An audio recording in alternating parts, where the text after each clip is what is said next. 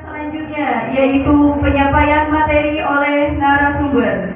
Namun sebelum materi, saya ingin mengecek sound dulu nih dari semangat para ibu-ibu, dewan guru, wali murid dan anak-anak. Dimulai dari siswa-siswinya dulu ya. Coba ya, tepuk semangat.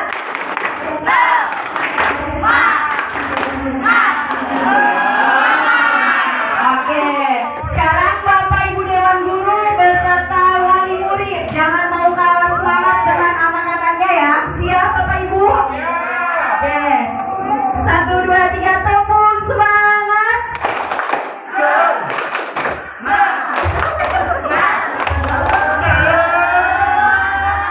Oke, sekarang semuanya ya harus lebih gembira. Oke, yuk, tepuk semangat.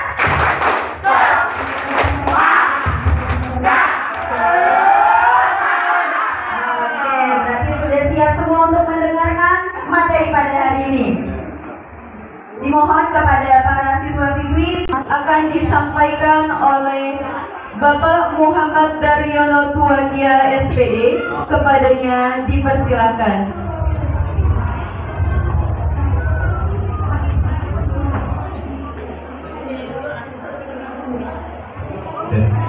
Semuanya, assalamualaikum warahmatullahi wabarakatuh. Terima kasih Ibu Kepala Sekolah, Ibu Pengawas, Ibu Guru dan Ibu Siswa. Ya, baiklah, hari ini kita akan belajar tentang bergotong royong ya.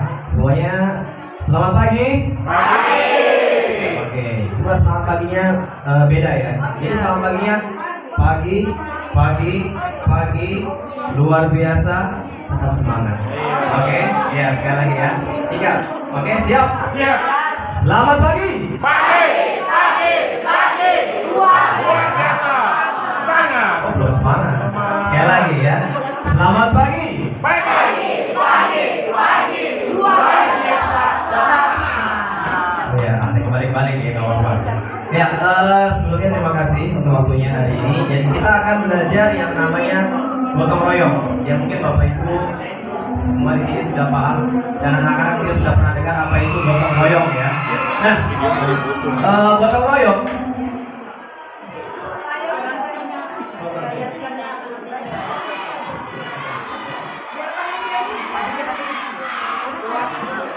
kembali lagi ke gotong royong. Ya, hari ini kita akan belajar sekali lagi untuk bergotong royong. Ya, mungkin Bapak Ibu semua yang ada di sini sudah tahu sejak dulu bahwa Indonesia itu adalah memiliki kultur atau budaya bergotong royong. Ya, kalau di Inggris atau di Amerika atau di mana itu dikenal dengan nama teamwork, ya, atau kerjasama tim. Nah, Indonesia itu sudah dari dulu kenal sama yang namanya budaya gotong royong. Tapi sebelum itu, kalau boleh saya bertanya, gotong royong, siapa yang melakukan gotong royong?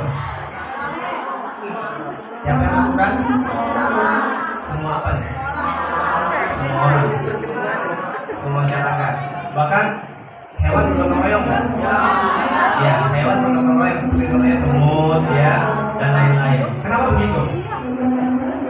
Kenapa makhluk hidup itu umumnya bergotong royong?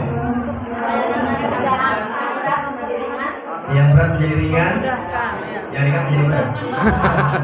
Ya, yang berat menjadi ringan, ya, atau mungkin bisa bersama-sama memecahkan masalah dengan banyak kepala, gitu ya, seperti itu. Nah, karena kita di sini sedang tidak ngomongin selain manusia, maka kita akan membahas apa itu manusia atau siapa manusia. Pertanyaan, kita manusia. Nah, manusia itu apa? Iya, manusia kan ibu. Ya. Semua manusia. Dan manusia itu apa? Nah, manusia adalah makhluk sosial. Kenapa disebut makhluk sosial? Ya, karena manusia tidak bisa hidup sendiri, membutuhkan orang lain. Nah, itulah kenapa manusia perlu yang namanya bergotong royong. Sebagaimana suami butuh istri, istri butuh suami, anak butuh orang tua, anak pun butuh teman-temannya. Nah, itulah manusia. Ya. Nah, ini pertanyaan ya manusia. Lanjut. Nah, Pertanyaannya lagi, ya di sini ada pertanyaan lagi. Kenapa manusia adalah makhluk sosial? Karena saling membutuhkan satu sama lain. Ya ini balik lagi pertanyaannya ya. Kita refleksi sedikit. Kenapa manusia makhluk sosial? Karena saling membutuhkan. Coba pertanyaannya, apa hal-hal kecil dalam diri kita atau dalam lingkungan kita yang membutuhkan sendiri atau yang menunjukkan bahwa itu adalah manusia makhluk sosial? Misalnya, contoh kecil apa? Dalam rumah kita misalnya, yang menunjukkan oh kita ini makhluk sosial ternyata. Apa misalnya? Makan. Makan kenapa? Sendiri nggak bisa. Hajatan, kawin, Ya. lahir. Oke, dari makan. Makanan itu apakah kita nanam padinya sendiri? Tidak, ya harus dimasak. Apakah padi itu atau beras itu ada muncul di rumah tiba-tiba? Tidak, kita harus pergi ke pasar. Yang jual pun orang lain. Nah, begitu juga ketika kita ke sekolah. Di sekolah ini apakah kita bisa sendiri? Tidak. Gurunya ada sendiri, muridnya nggak ada. Ya, atau muridnya sendiri, nggak ada gurunya, ngapain? Yang itu namanya makhluk sosial. Nah, seperti itulah manusia. Nah, maka di sini pentingnya kita memahami bahwa manusia butuh yang namanya kerja sama tim, atau manusia butuh yang namanya gotong royong untuk agar semua masalah menjadi bareng-bareng untuk diatasi. Ya, seperti itu. Nah, kemudian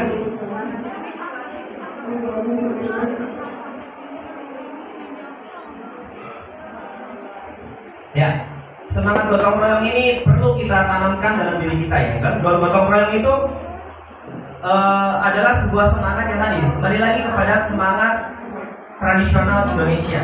Ya, bagaimana kita harus aktif dalam gotong royong. Contohnya misalnya aktivitas di rumah.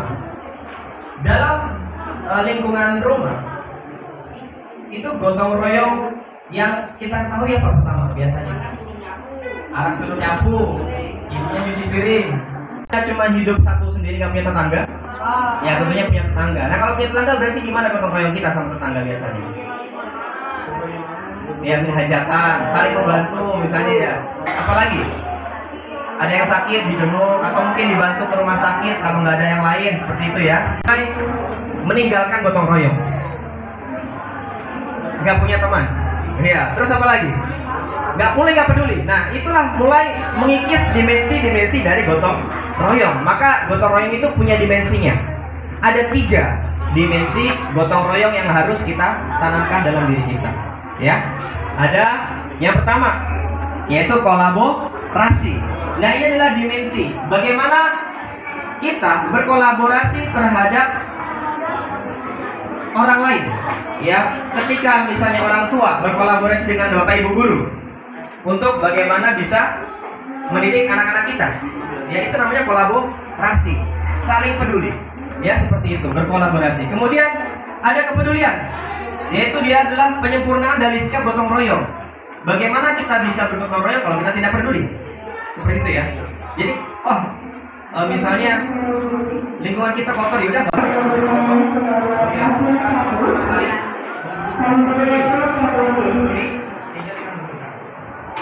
nah, kemudian yang lain adalah yaitu lekat daripada gotong royong. Itu penyempurnaannya adalah seperti itu. 3 dimensi gotong royong, yaitu pertama ada kolaborasi, yang kepedulian dan berbagi. Nah, 3 aspek ini yang perlu kita tanamkan dalam aspek bergotong royong. Nah, sebenarnya coba anak-anak, ya. Anak-anak, ada 3 dimensi gotong royong. Sebutkan. 1.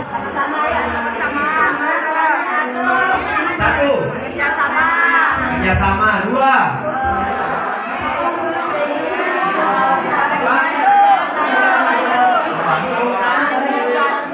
Berbagi. Apa lagi? Kepedulian. Kolaborasi. Ya betul. Cuma 1. Ya. Coba yang cowok. Ada 3 dimensi pendidikan. 3 dimensi gotong royong. Apa itu? Yang pertama, kerjasama.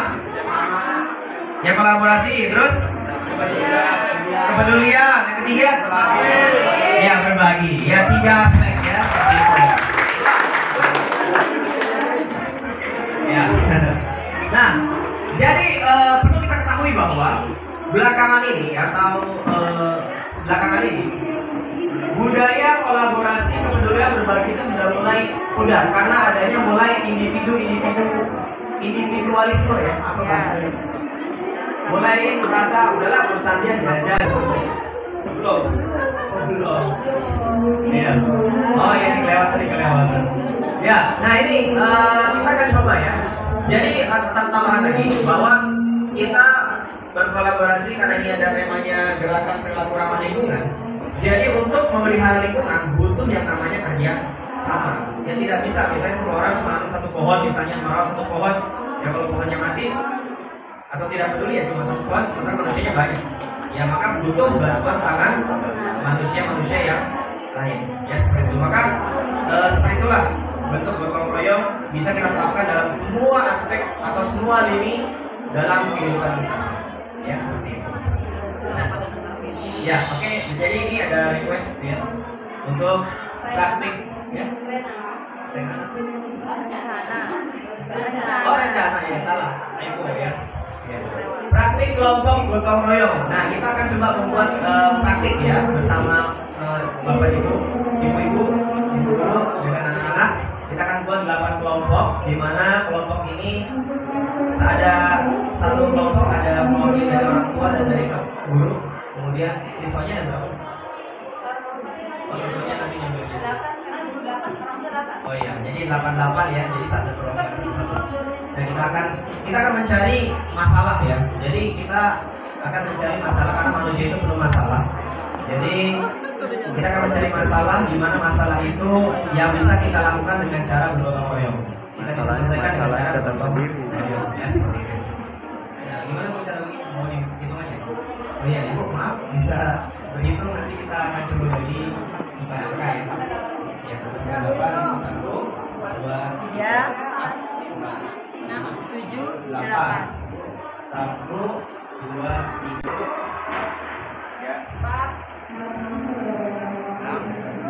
8 ya, ada 8. Ayo anak-anak silakan. Mana? Ke belakang atau ke samping? Ya ke belakang aja, coba ke belakang ya. Ayo.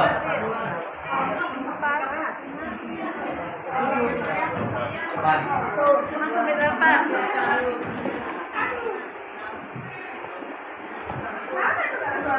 Apa? Ada suaranya. Apa? Selanjutnya, boleh bertanya kepada paslon 01. Lakukan kalimat seperti mulai dari belakang.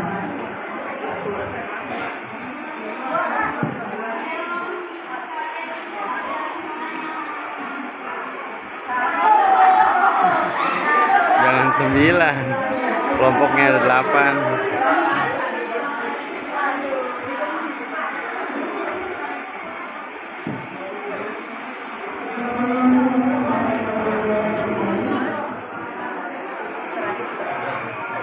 Ya silakan ibu-ibu dan anak-anak semuanya bisa membagi ya. Duduknya sesuai dengan nomor yang tadi disebutkan. Kelompok 1 di sebelah sini ya. Kelompok 1 dan 2, kemudian 3 dan 4, 5, 6, 7, 8 bisa nanti digunakan seperti itu. Silakan berkelompok karena kita akan coba untuk mendiskusikan kira-kira masalah apa yang bisa kita kasih dengan cara gotong royong yang ada baik itu di sekolah ataupun di rumah.